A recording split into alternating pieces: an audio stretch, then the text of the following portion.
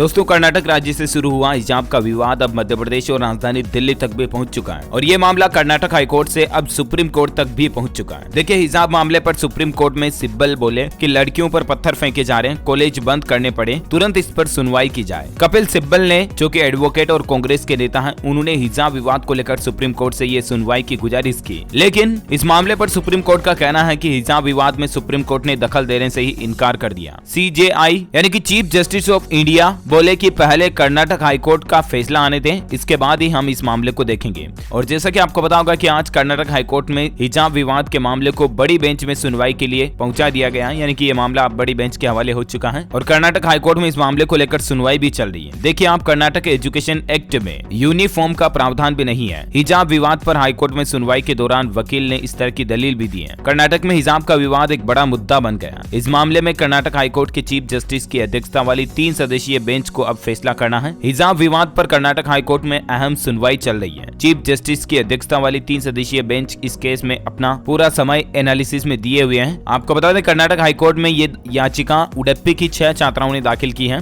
पूरे कर्नाटक राज्य में हिजाब के मुद्दे पर विरोध प्रदर्शन तो चल ही रहा, आपको पता ही होगा। अब ऐसे में वकील संजय हेगड़े ने कहा कि यूनिफॉर्म के नियम का उल्लंघन करने पर दंड का कोई प्रावधान नहीं है। कर्नाटक शिक्षा अधिनियम में जो भी दंड की व्यवस्था की गई है वह ज्यादातर प्रबंधन से जुड़े मामलों के लिए है। यहाँ तक कि उनका यह भी कहना है कि कर्नाटक एजुकेशन एक्ट में यूनिफॉर्म का जिक्र ही नहीं है। तो इस तरह की बयानबाजी कर्नाटक हाईकोर्ट में मामले की सुनवाई के दौरान लगाई जा रही है। जैसा कि आप जानते होंगे या नहीं, तो मैं आपको बता दूं कि आखिर कर्नाटक में हिजाब विवाद की पूरी कहानी कैसे है, कैसे 6 लड़कियों से ये पूरा बवाल शुरू हुआ जो एक राज्य से दूसरे राज्य तक भी पहुंच गया। दरअसल बात कुछ यूं है कि दक्षिण राज्य कर्नाटक में हिजाब को लेकर विवाद जारी है। हिजाब पहनकर आ रही छात्राओं को क्लास में आने से रोका जा रहा। विवाद बढ़ा तो 3 दिन तक के लिए राज्य में सभी स्कूल कॉलेज भी बंद किए जा चुके हैं। हिजाब, जो कि इस तरह का एक कपड़ा होता है जिससे मुस्लिम लड़कियां अपने चेहरे को ढकती है। अब इस तरह की यूनिफॉर्म के साथ में हिजाब का कपड़ा पहनकर जब स्कूल में आती हैं छात्राएं, तो प्रशासन ने उनको कुछ छात्राओं को कक्षा में बैठने से इनकार कर दिया। वहीं अब इसके विरोध में जो हिंदू लड़के हैं वो भी गले में गमछा और इस तरह की भगवा झंडियां लहरा करके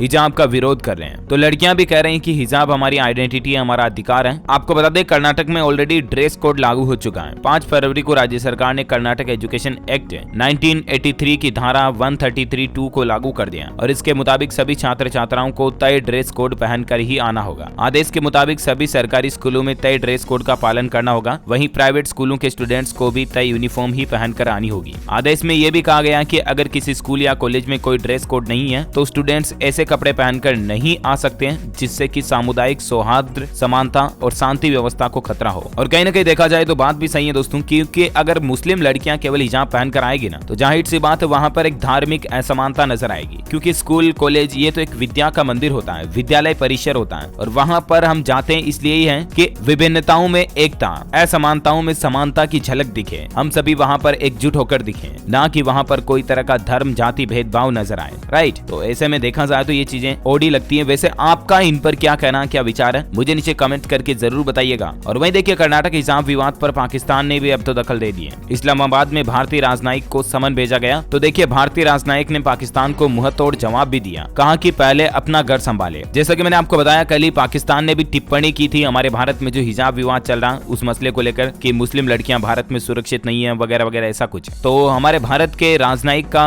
पाकिस्तान को मुंहतोड़ जवाब दिया कि पहले अपना घर संभालें, अपने खुद के देश को संभालें, उसके बाद दूसरे देशों पर टिप्पणी करें। वह देखिए, हिजाब विवाद पर कर्नाटक के एजुकेशन मिनिस्टर यानी कि कर्नाटक के शिक्षा मंत्री भी बोले कि मैं खुलकर कहता हूं, इसके लिए खास इस्लामिक संगठन ही जिम्मेदार है। अब देखते हैं दोस्तों कि माननीय कर्नाटक उच्च न्यायालय की तरफ से, हाई कोर्ट की तरफ से इस मामले पर बड़ी बेंच के द्वारा आज क्या फैसला सुनाया जाता है। जो भी अपडेट आएगा मैं आपको अभी लाइव पल पल की खबरें इसी चैनल DLS न्यूज के माध्यम से बता दूंगा। और बाकी फिर ये मामला जब सुप्रीम कोर्ट में पहुंचेगा तो देश के सर्वोच्च न्यायालय द्वारा भी इस पर क्या फैसला आता है वो भी मैं आपको बता दूंगा। ओके, वीडियो को लाइक और शेयर करना और हमारे चैनल DLS न्यूज को सब्सक्राइब करके बेल आइकन जरूर दबा देना। जय हिंद, जय भारत, वंदे मातरम।